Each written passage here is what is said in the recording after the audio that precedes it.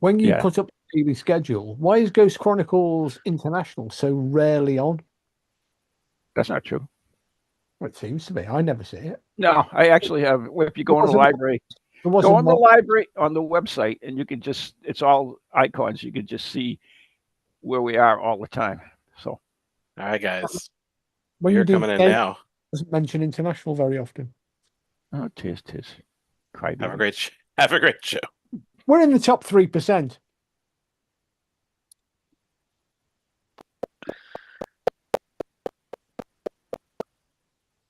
Oh, 1 second. I thought we were minutes. No, something.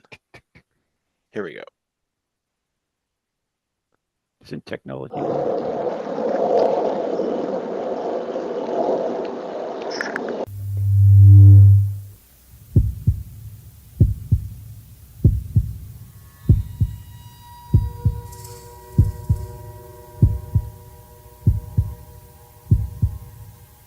Come with us on a journey into the unknown, the unexplained, and the unbelievable.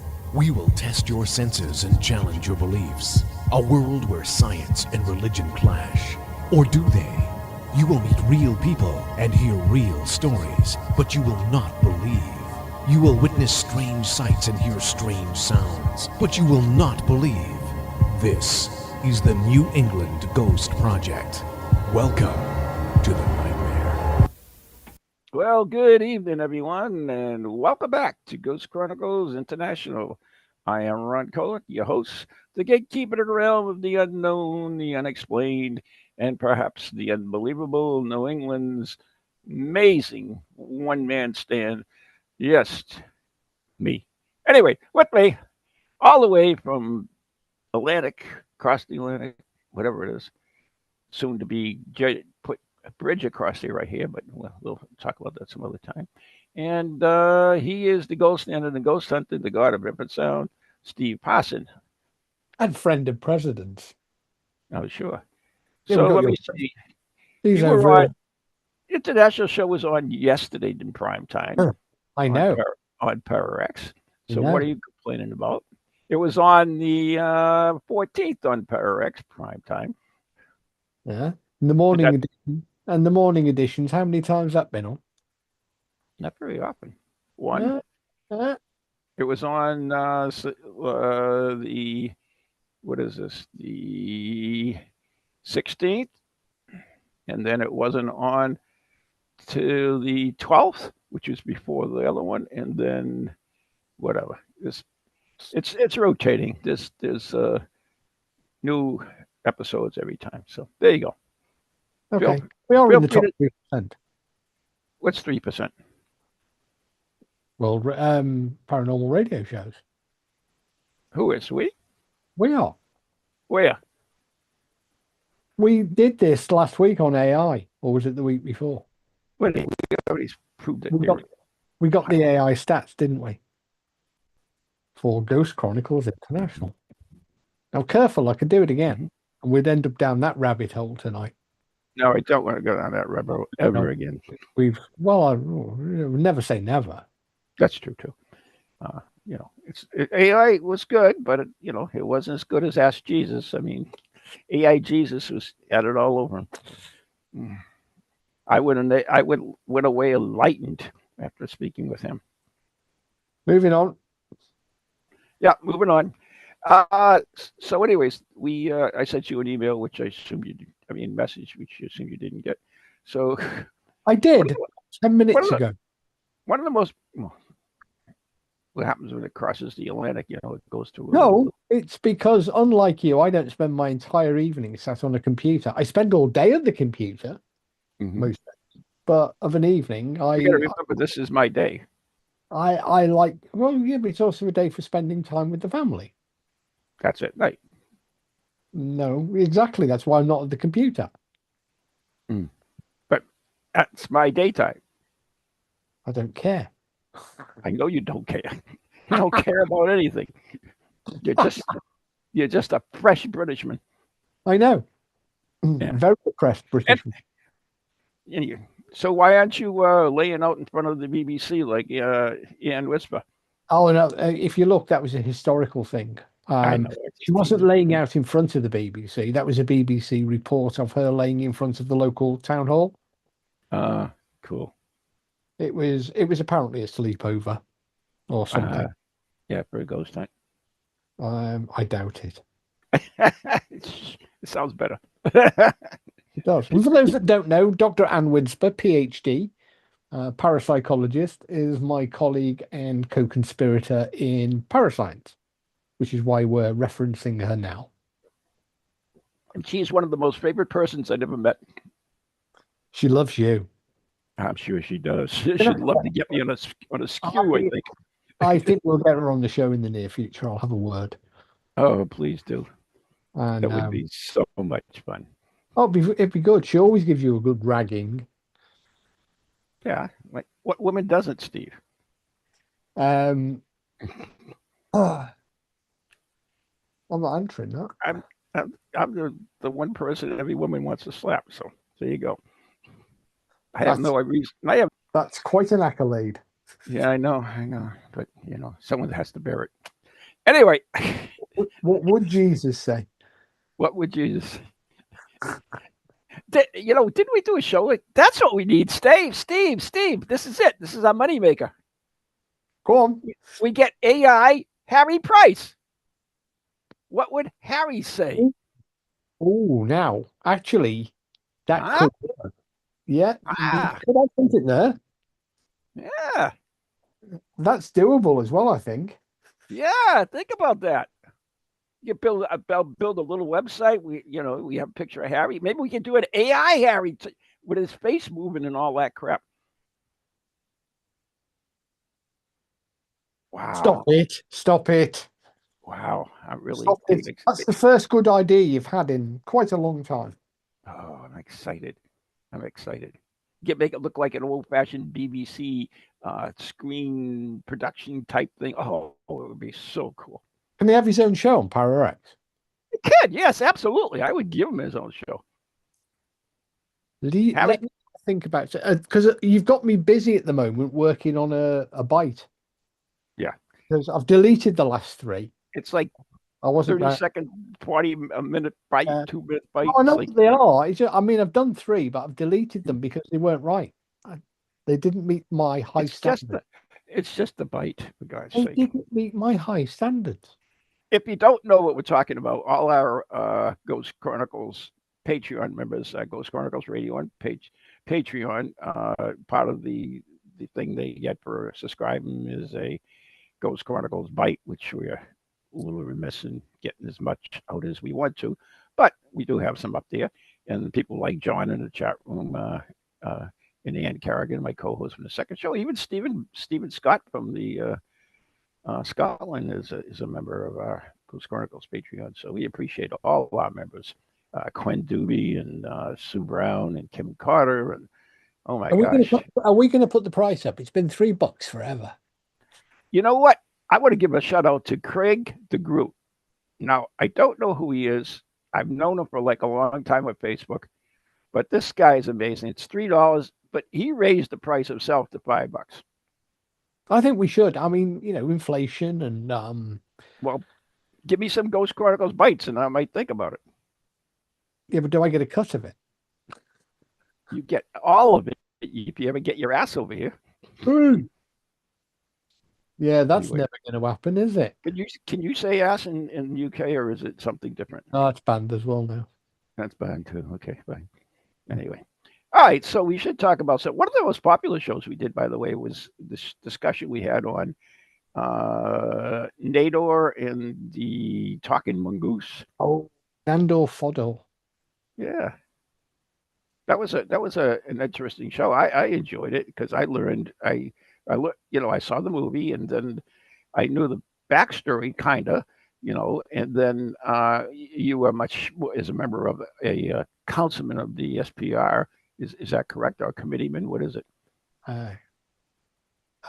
Member of the council. Oh, member of the council. Yeah. Well, you're not councilman. It's not. It's not like an American town or an HOA. It's not. Whatever. And do you know what? It's actually really a boring, mundane thing. you just it's all procedural stuff. Yeah, as you can imagine, it's Trust probably me. not that it's probably not that dissimilar from being a councilman in a small town in America. Oh, being on the board of the Friends of Portsmouth Harbor Lighthouse. Yeah, Same. Yeah, it's not paperwork. exciting as it sounds. No, it never is. It's Very and prestigious, though. Very prestigious. I was very pleased to have been asked, Yeah. Yeah. and There are a it's lot of Americans who would sell their souls for that well, and have tried. we do have America. We have several Americans. In fact, our treasurer is an American. Yes. You trust, wait a minute, you trust an American with your money? Yeah, Holy crap. yeah. You in trouble. Dr. Richard Broughton is our treasurer, and he is a native of your side of the Atlantic, although he lives in our side of the Atlantic now. Oh, well, that don't count. But he is an American. But you can reach him there. Interesting, though. But there are cases like that that are really interesting to look at, and there's so many. There's such a famous case and so well publicized that people all over the world claim that they were part of it, or they did this or they did that. It's like, oh my god, it's like or even after the fact they're like, Borley Rectory was another one, right? How many people have Or the claimed they're Enfield. investigating Um, Enfield? yeah, there are others. I mean, there are some famous cases within the research community that never really make it into the mainstream because everybody wants the big ones, and the big ones, of course, are anything by the Warrens, like Mhm. Amityville. Uh-huh. Quick question. Yes, sir. I saw somebody today claiming that an American New Englander from the Yeah. New England Investigation Bureau or something, a 54-year-old guy called Don somebody died the day after handling the Annabelle doll. Now Oh, yeah, yeah, yeah. I can't find any. I was sorry to hear he passed, but I couldn't see any actual corroboration that he had actually handled the Annabelle doll the day before. I think this. He was like a caretaker or something. He was there at the museum, and he had a Yeah, heart yeah, yeah. attack. I got that, but I don't think he actually, there are No, various. he didn't kiss the doll or nothing.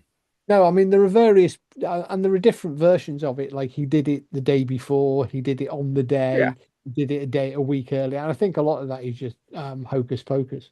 If he did that in a subway station, nobody would even think about it because it was next to a supposedly haunted doll.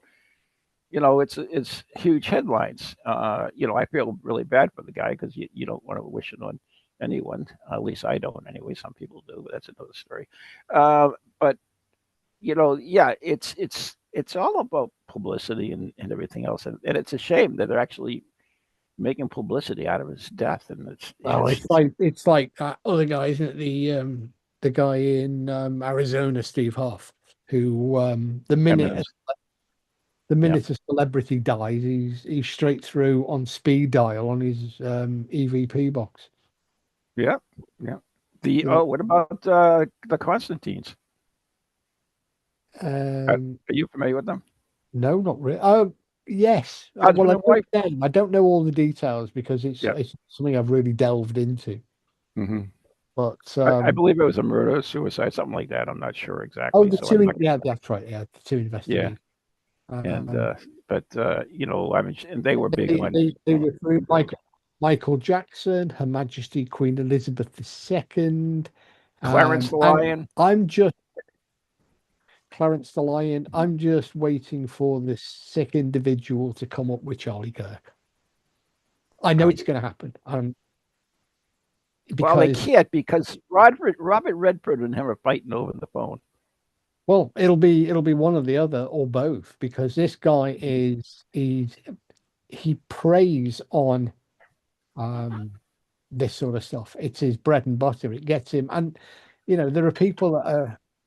I did check by today to see if anything had happened, and there are Mhm. already people mentioning it. Yeah. And these sick individuals, like Well, it didn't take Derek Kerr long to come back. No, it I think didn't. he. Anyway, I really sad because I never got the opportunity to meet him. I do have an autographed shirt from him, and I thank you very much for that.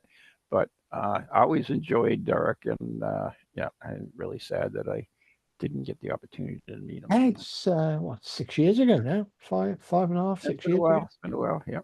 Yeah, it was just before we went. It was the autumn before we went into COVID, so late Yeah. 2019, I think. Yeah, it's great. It's nice. I Well, still got it.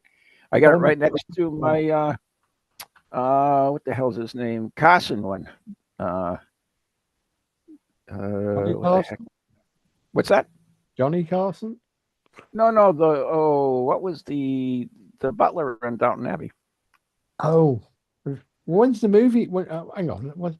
Anyway, going back to these famous Going cases. Monday. I'm going to see the final movie on Monday. All right. Yes. Going back to these, of course, where it's set, interestingly, has Mhm. a number of interesting ghost stories because the building that is used for the filming of Downton Abbey, Yes. which for the moment King name, Tut. sorry, King Tut. exactly. Yeah. But just in case somebody doesn't know what the hell we're talking about, you want to Right. Downton was the building, the one that they use in most of the film is Highclere Castle, which was the former family home of Lord Carnarvon. Mhm. And Lord Carnarvon was famous for funding the King Tut, Tutankhamun excavations of Howard Carter in the 1920s, I think, if I remember right.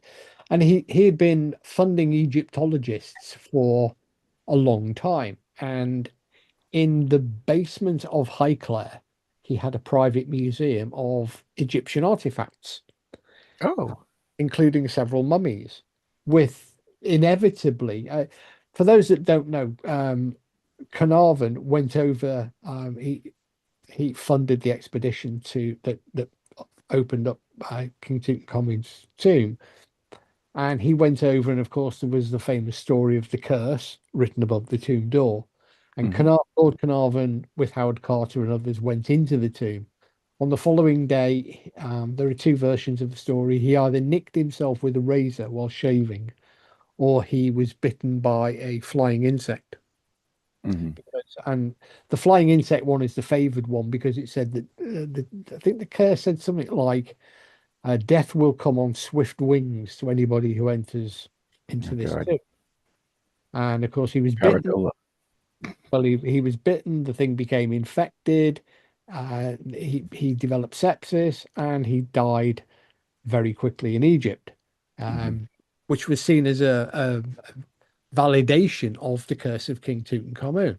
But Lord Carnarvon maintained a small museum of what is you would now say is looted artifacts Mhm. that he took from the Liberated artifacts. liberated artifacts. Yeah. I don't want Uh, to insult your countrymen. and well, it was, anyway, They're still trying to get them back, by the way, just to say. they are still trying to get them back. But it does have a number of ghosts. It So, does? Downton Abbey has ghost stories?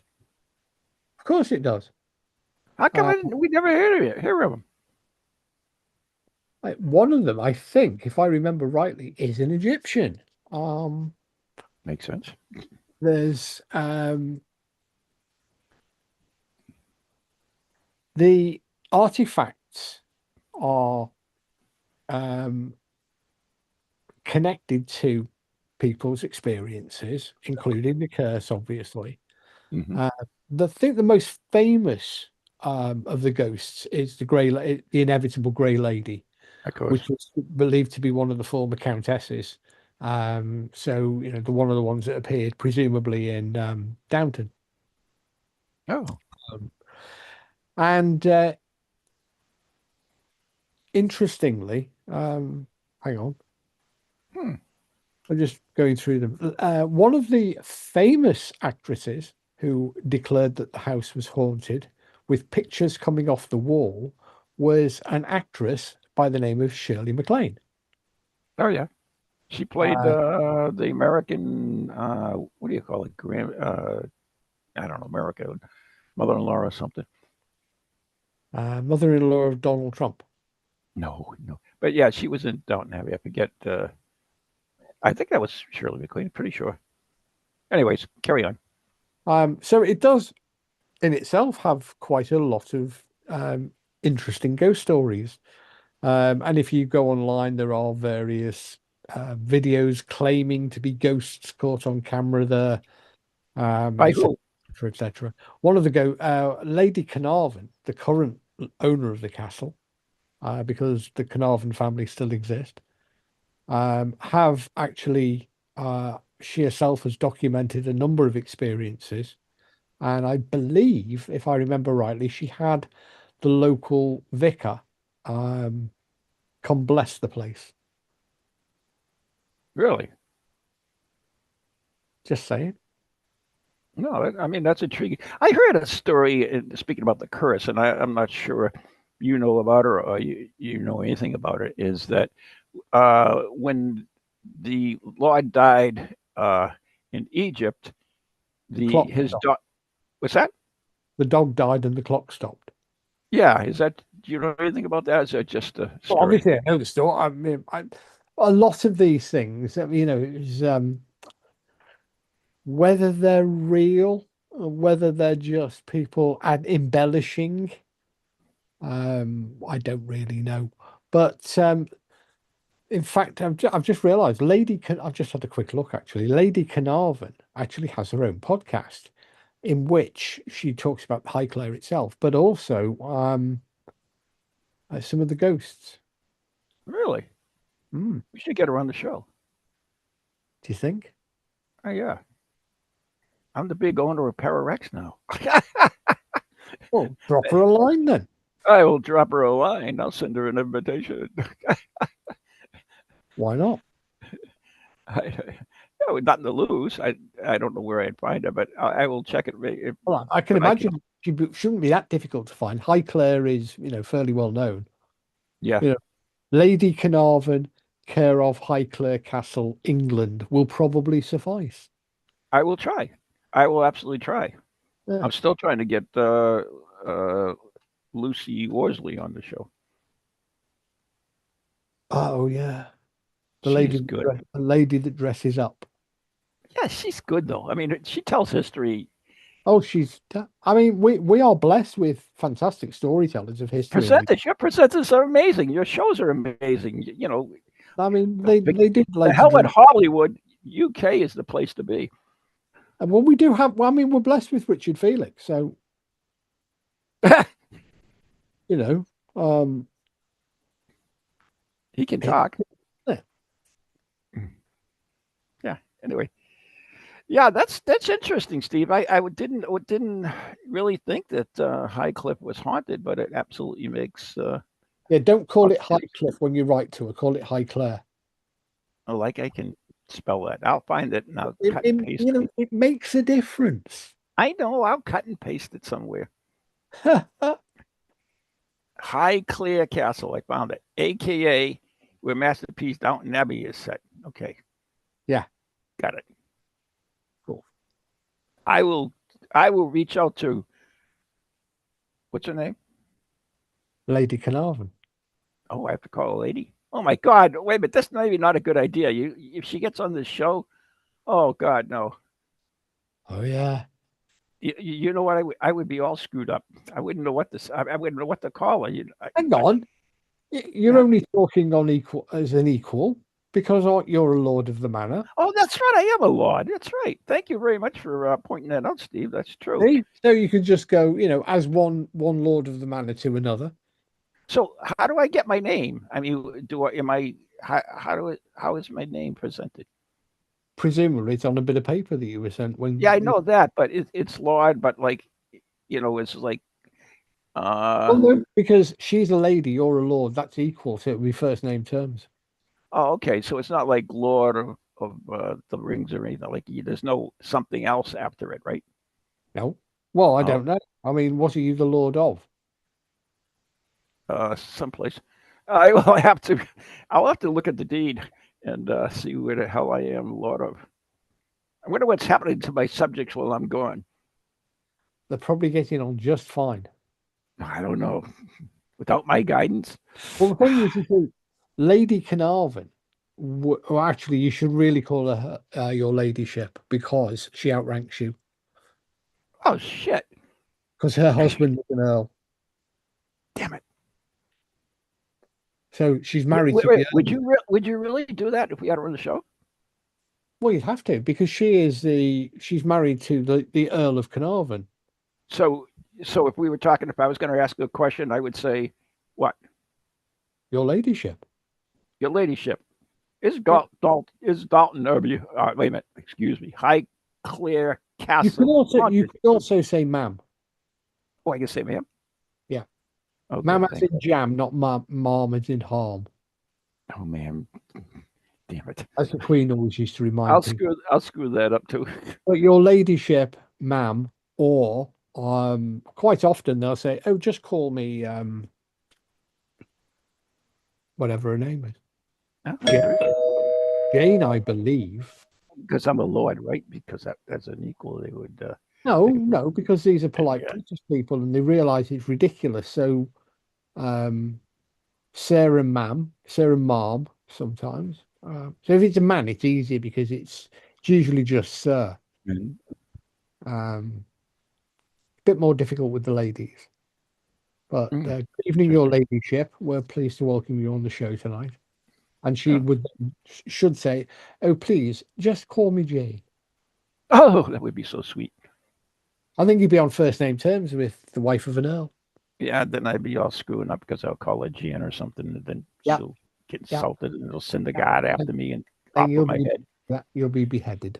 Well, not really, because I'll have my own forces I get my peasants up and do battle with them. Really? My royal household guard will take care of that. Yeah, being a lordship of a lord of a manor is not a royal title. I don't get no household guard? No. Damn it. Basically, in Britain, a lord of a manor is kind of like the foreman of the gang. Oh. It's only busted my balloon, It's a very low ranking. Oh, in fact, please. It's one up from the peasantry. Oh no! All right, that's it. We got to take a break. There is an intermediary. I got to take a break. I'm not listening to this dribble anymore. All right, you're listening. Well, you're probably gone by now.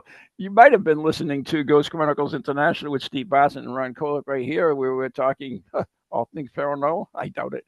Right here on TogiNet and PowerX Radio, and we're all good podcasts played or Go to Die and all that cool stuff. And we'll be right back after the following massages.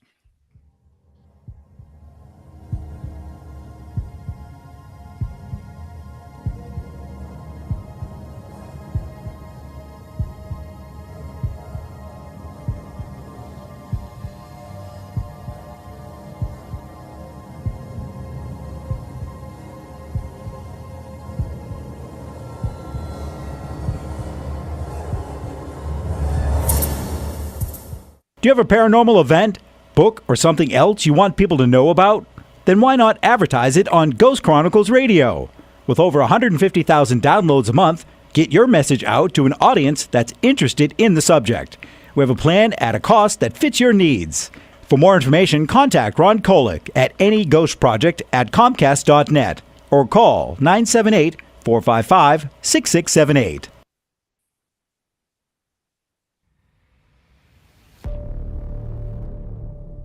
Located in Illinois, there lies a sleepy little town where nothing is a common occurrence.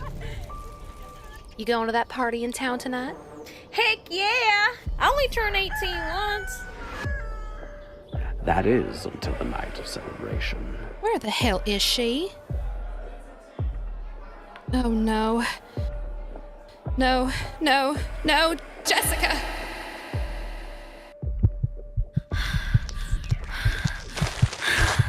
What's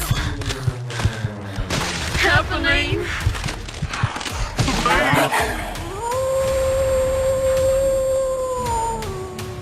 From the creators of Shadowhunters, Bite Me, comes a tale of primal terror and grindcore mayhem. Shadowhunters, kill, Jessica, kill!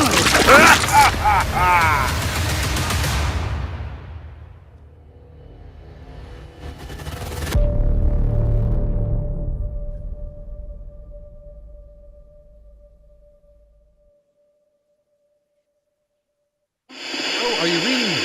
Come in. Hello? Greetings from the Shadow, and welcome to Shadowzine.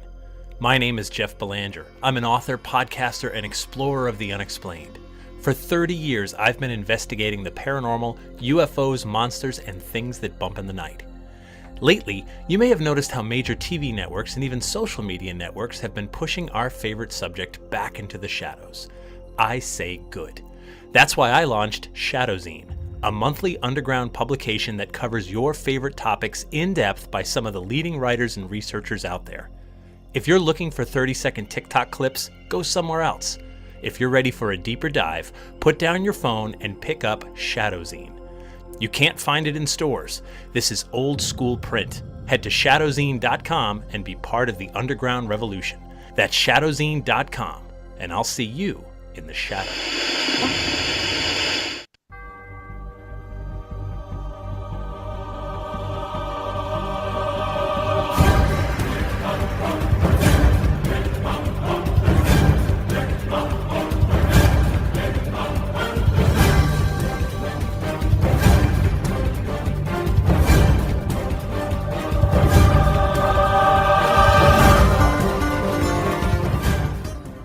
Was a dark and stormy night here in ye old country when people were tuning in across the land for Ghost Chronicles International with Mr. Para X.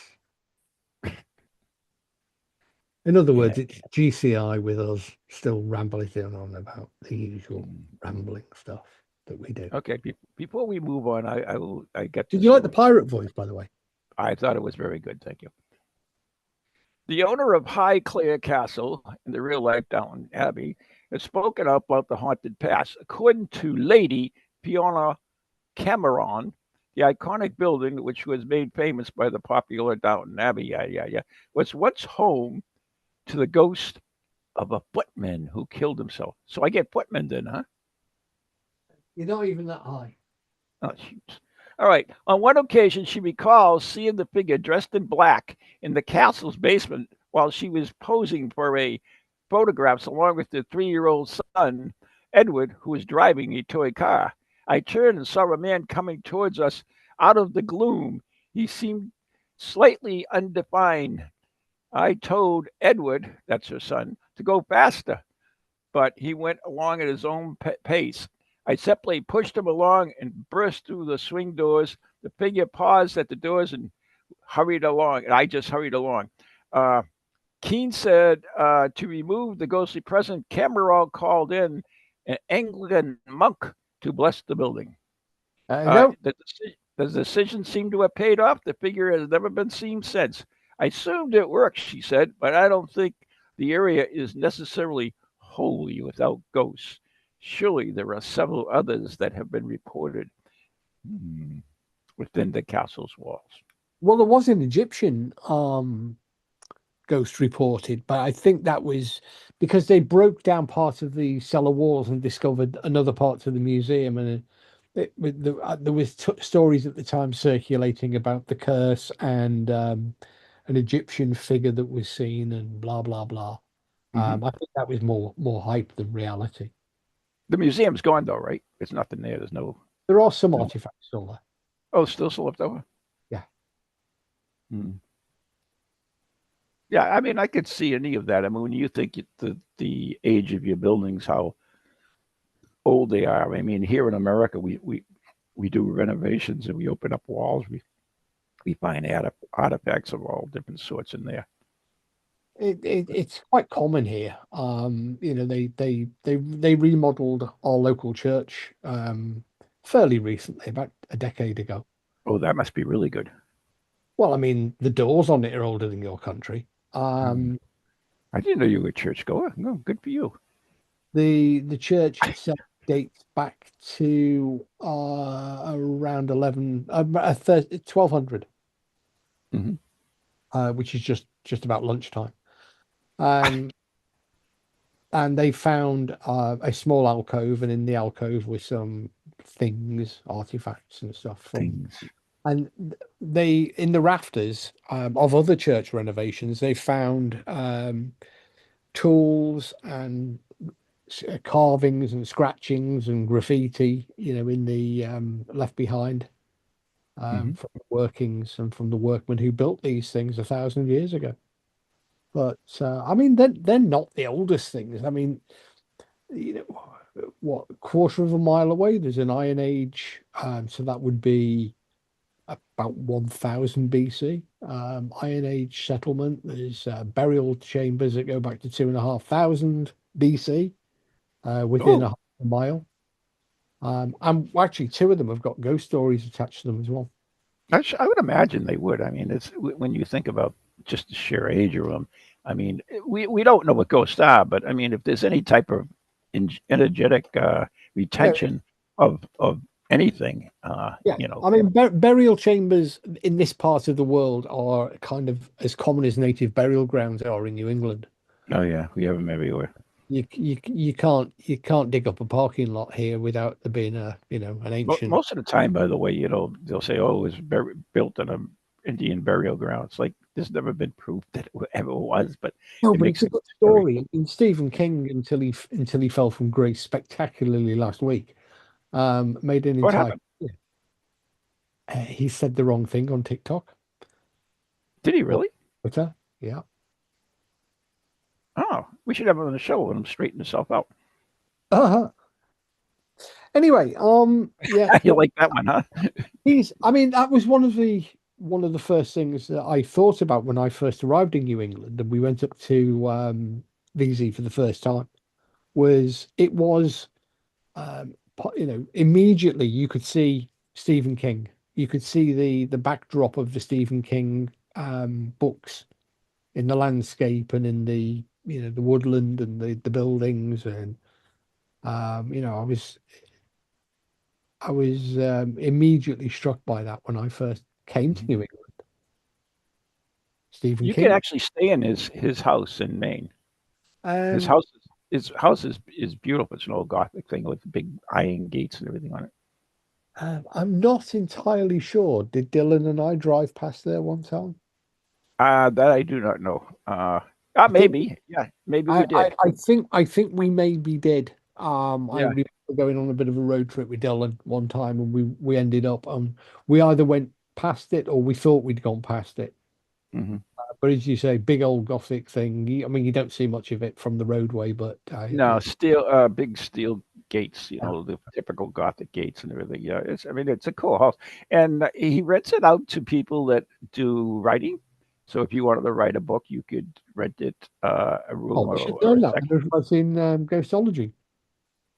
Yeah. See.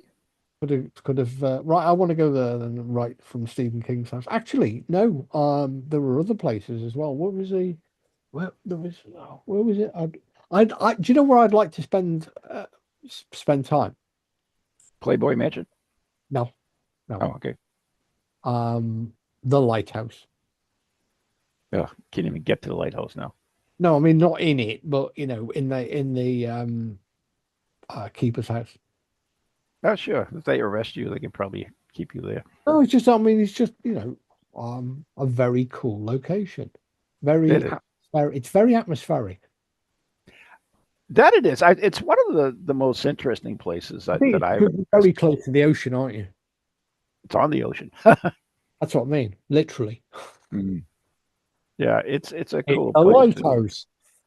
Yeah, lighthouse. But it's also the interesting thing is it's a lighthouse, but it's not really. It's not like whaleback was out in the ocean and surrounded by water. It's really on the shore, but there's water on like three sides of it. Right now, there's water all around it. No, it is. It's a very cool location. But I mean, it's kind of like if you ever came over to here, over to the UK, you would go, "Oh wow, look at that! Oh wow, look at that castle! Oh wow, look at that old building!" Yeah. Now you've got to remember that up until my first visit to New England was when I came to the first Spirit Quest, which was 12 years ago. At least. No, well, I think it was 12 years ago. Yeah. Anyway, Okay. and it's like, oh wow, this is everything was like a Stephen King movie. Mhm. Everything looked like how because I mean I visited America a number of times previously, but that was mostly the Midwest or the South or the East Coast. Sorry, the West. Especially the dungeon I kept you in. Yeah. For Go ahead. 7 years, I never even could see out of a window. I was No, in you're a not allowed. You're not dungeon. allowed. Open the door. We threw food down. Yeah, eat. Eat. Anyway, yeah. I mean, it is a very, a lot. We got a lot of interesting findings here, evidence, or whatever you want to call it. It's, it's. Well, I mean, two places I always think back to are the Victorian house in Andover, North Andover. Oh, really? That was quite cool. You went And there, watched also, those. and also the one we went to with Willie, in the woods up at I Salisbury. hated that place. I loved it. I hated it. Well, you see, that's the difference between you and me. I mean, the building itself was a bit, there, but Blah. the location, the actual, the facade, and everything else, it was pure pre-revolutionary America. I never really got much there, though. I mean, It it's was. just like, I mean, it was built by a Brit. yeah, everything in America was built by Brits at one No, I time. mean, it was genuinely built by a Brit who came over there, starting up a textile business. But, Mhm. in fact, yeah. One of the other favorite places I enjoyed the most was the Old Manse. Yes. That- You see, that is still my favorite place. you just told me the lighthouse is your favorite place. The favorite place to live. Mm. If I was going to come and stay there. Oh, okay. But the manse, I mean, it's right on North Bridge in Salem. Steep. Where? And- Concord. Sorry. Why did I say Salem? Concord. And I mean, it is the history of your country and the history of our country. Yeah. It's where the Anna two Parsons buried there. there is indeed. Well, no, there isn't. No. No, he went back to Boston. Oh, well, who's buried there? Well, we never found out, did we? Because There's some Brits there. I know there's some Brits there was a couple by the bridge. There was one there. opposite. You keep there's trying to one get them back, but we ain't giving them up. Yeah, there's one opposite the hotel on the side of the curb at in Concord, opposite the hotel. Mhm. Yeah, you just scatter them mind you, we put kings under parking lots, so we can't. Yeah, really- so yeah, got much to say. No, not really. And of course, the adventures of the Westford Knight and Yeah. Yeah. We did have some good things. I mean, I have to admit the last couple of years were pretty sucky because of my back issues, but I do always really, really feel bad for that. Absolutely feel horrible for it.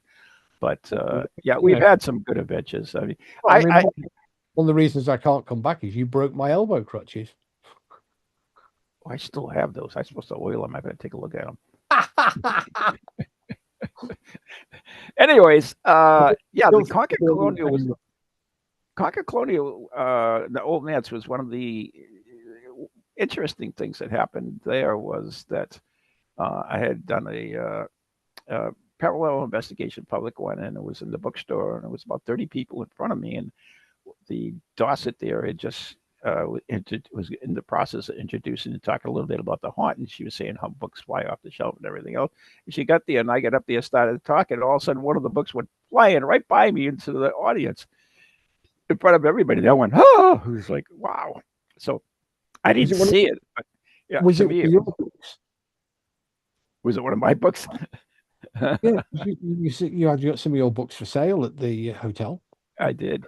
Yeah, that's no longer unfortunate, but yeah, no owners.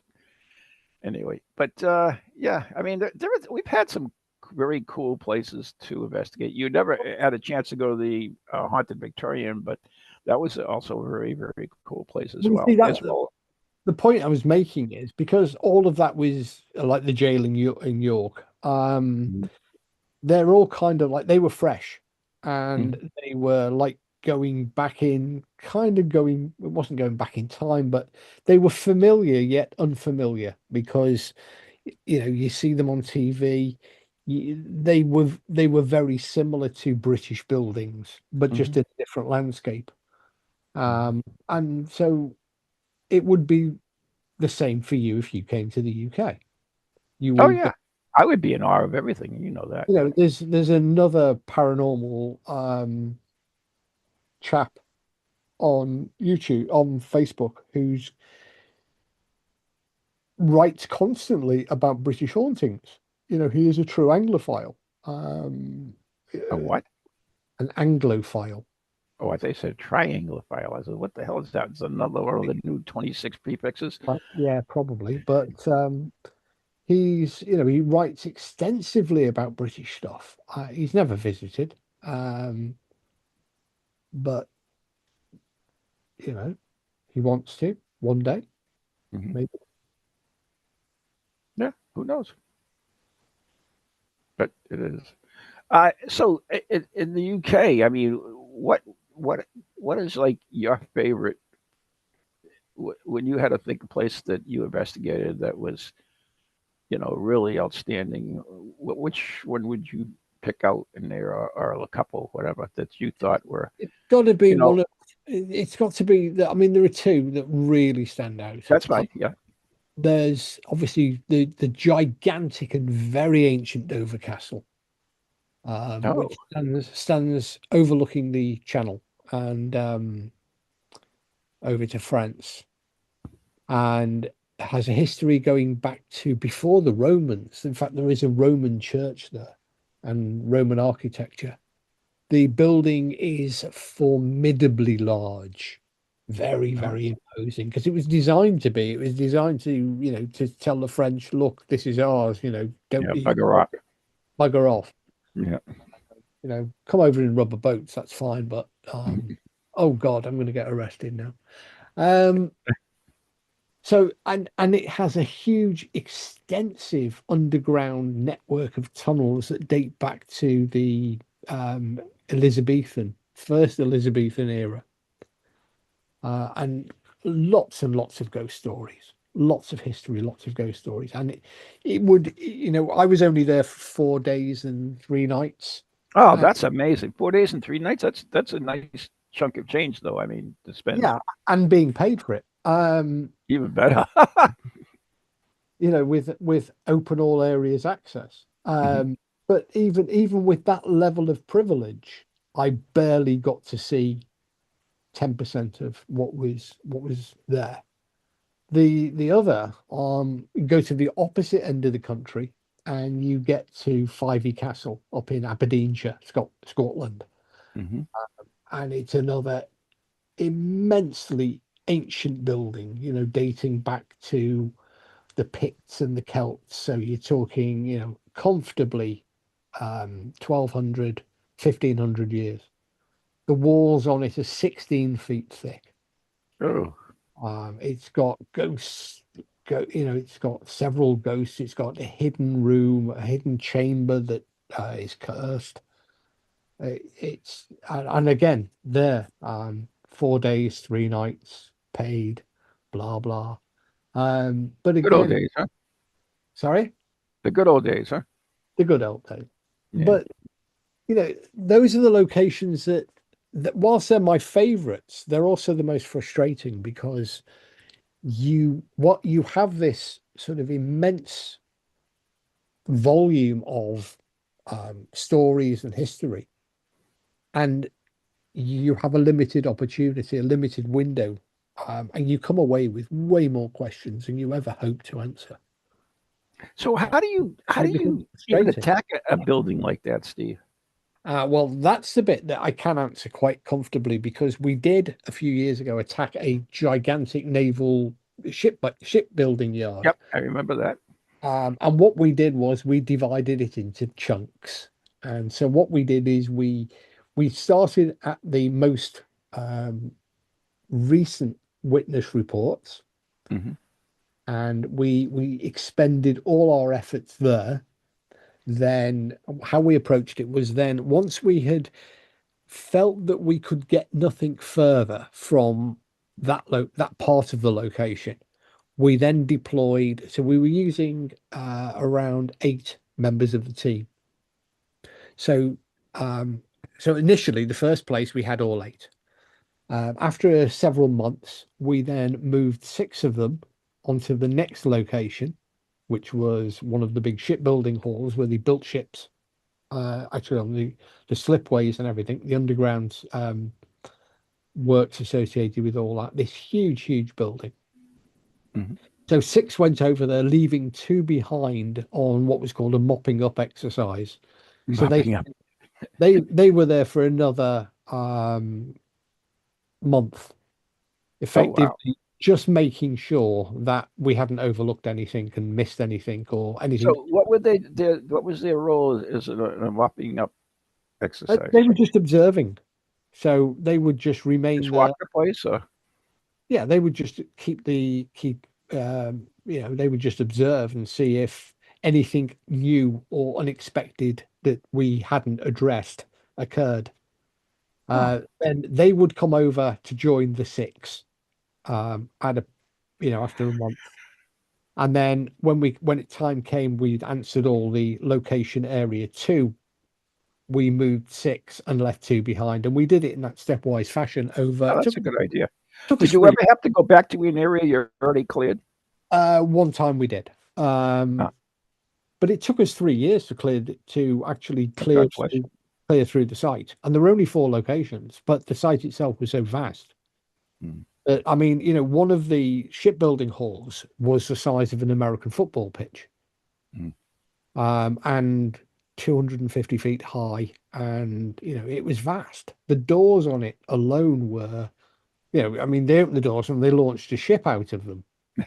So we're not talking a small ship. Seriously? Seriously. Oh wow, yeah. So that's gigantic. They were very big doors. Yeah.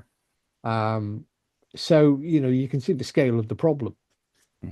And then you had workshops and other things around the site that also needed, because we had, I think when we started, we'd had the recent ones, which were the offices where the staff were, because most of the shipyard had become dormant.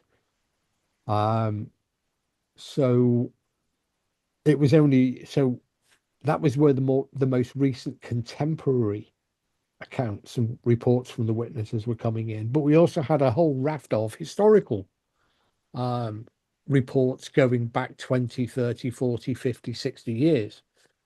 And so we just divided it up into chunks. There were 4 main areas and 2 smaller areas, and we just moved around them. When it came to the smaller areas, we split the team in half. So half went to one, half went to the other. Yeah. Well, we did nothing on that scale. We did a lodge hotel up in Biddeford Pool with the Nantum, and it was a huge building. And what we actually did was divide up into 2 teams. Each one did the one floor because it was only 2 stories high, and then the other one would do the other floor, and then they would switch off. I mean, like all the guys actually did the one floor, and I got stuck with all the freaking women and mediums. So yeah, so that was. We see the method we use at the shipyard, I would use at the hotel as well. Yeah, it makes sense. I like that idea. Really, it's methodical, it's clean, it's concise. Yeah. Yeah. We used to nickname it Operation Rolling Thunder. Oh, I like that. Like tonight. That's exactly what it is, Steve. I mean, unfortunately, I just realized we ran out of time, so we have to wrap it. Well, that's what we used to. I mean, it was just a nickname we gave it, right?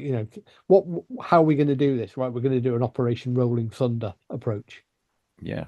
And people knew what that meant, and then they knew that was the approach that we were going to use. Yeah, great, brilliant, absolutely brilliant. Well, I do have to wrap it up because I Yeah, miss the got sponsors para last time. acting things to do, haven't you? No, I have another show after this. Sorry, here on told you that Ghost Chronicles Next Generation. I have to think now. There's too many of them. And yeah, I just did this afternoon. I did the affection connection. So there you go. What is that? Anyway, the affection connection. I'm glad to We, hear. we answer your love and relationship problems. Very good. Maybe you and I should do that. Ah, you should. Yeah. We should have a new slot on the show. Give us your paranormal problems.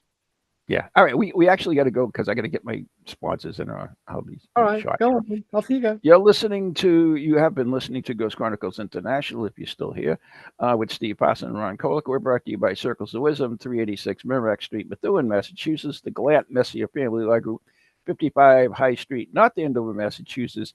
Very good friends on Ghost Chronicles Radio on Patreon, like John in the chat, and Craig DeGroot, and Quinn Doobie and Sue Brown and Steven Scott and Ann Carrigan. Oh my God, it goes on and on.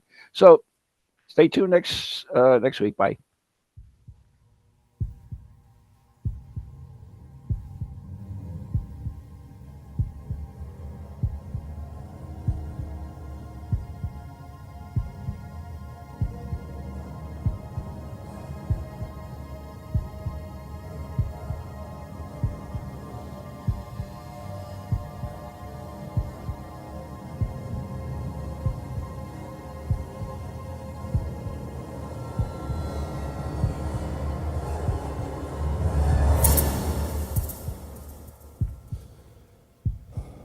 From ghoulies to ghosties, long-leggedy beasties, and things that go bump in the night.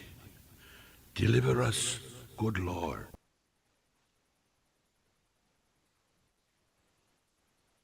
Well, there you go.